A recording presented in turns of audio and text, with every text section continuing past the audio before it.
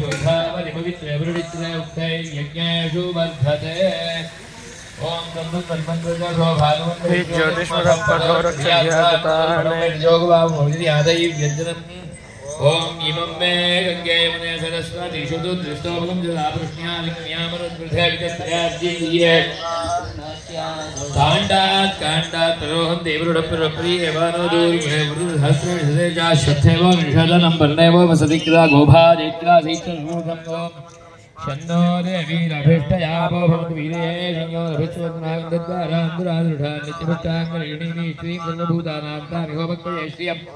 अर्चत प्रार्थन प्रियमेधा सहस्राक्षपुत्रकावधूरं पुष्पावती प्रसूवती फालिनीरा फालावताश्वाइव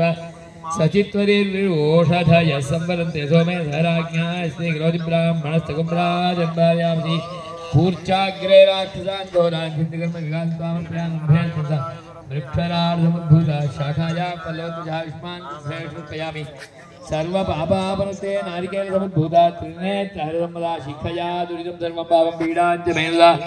सहि रत्नानि दाशुषे शुभं भागचित्तमीमहे तत्त्वायामि ब्रह्मणा वन्दवानस्तदाशास्तेजमानो हविर्भिः अहेडमानो वरुणय भवत्युरुगन्तमानाय प्रमोढीः इमं मे वरुणश्रुधिः वद्याच प्रलया यजमानो हविर्भिः ओम भूः ओम भुवः ओम सुवः ओम भूर्भुवः महावरुणान्तर्यामे भूरे पुण्डरीकाक्षाय नमः वरुणं वरुणान्तर्यामिणं भगवन्तं पुण्डरीकाक्षम् आवाहयामि स्थापयामि पूजयामि ओम ओम ओम ओम परमधामावस्थिता मदनुग्रहकाम्या उद्दितावताराभिमतमन्त्रसिद्धितमन्त्रशरीरो नमो नमः सहस्रारहुं भट् भो भो सूर्याग्निध्यं गुरु गुरु स्वाहा स्वामिन् देव जगन्नाथा देवदेव जगत्पते सर्वदा प्रीतिभावेन बिम्बेऽस्मिन् सन्निधिं गुरु चित्रेऽस्मिन्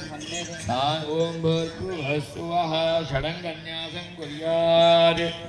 मन्त्रन्यासं कुर्यात् गुह्यातिगुह्यगोप्ता तं गृहाणास्पत्तिप्रत्यमं सिद्धिर्भवतु मे देवात्मप्रसादात्मैः स्थिरा जपं समर्पयामि ध्यानं शङ्खं चक्रं जटाभं शूलपाशाग्नि प्राणं वज्रकेटो हलं सरगदा ज्वालागेन्द्रनेत्रं ज्वलदननिभं हारकेयूरभूषध्याये षट्कोणसमस्तं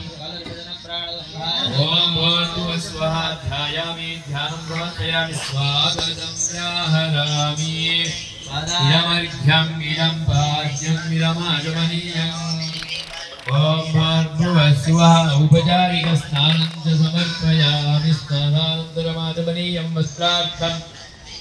उपवीतार्थं च अक्षतान् समर्पयामि दिव्यपरिमलगन्धान् धारयामि धूपमार्क्षापयामि हरिद्रा कुङ्कुमानि सौभाग्यद्रव्याणि च समर्पयामि अथ धूपम् पुष्पमालाञ्च धारयामि धूपम् नमः ओम महाचिदये नमः ओम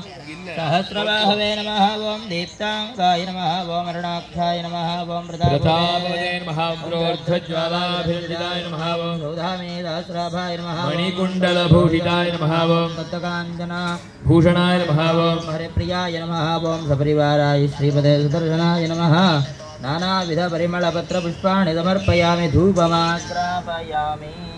ओम धूरासी धूर्वधूर्वन्धूर्वदयोस्मान् धूर्वति तन्धूपुरं धूर्वयं वयं धूर्वामः दशाङ्गं गुग्गुलं धूपं मणि गुग्गुलं धूपं सुगन्धं सुमनोहरं माक्षेयः सर्वदेवानां धूपोऽयं प्रतिगृह्यताम् उद्दीप्य स्वजातवेदो भग्धन्नरुणतिं ममापशुगश्चमह्यमावः द्विजोदशाधूपदीपानन्तरमाचमनीयं समर्पयामि नानाविधानि परिमलफलानि च निवेदयामि कदलीफलं काश्मीरफलम् ओम भूर्भुवः स्वः बहुबीजफलं द्राक्षादिफलनिवेद्यं निवेदयामि मध्ये मध्ये मृतपानीयम्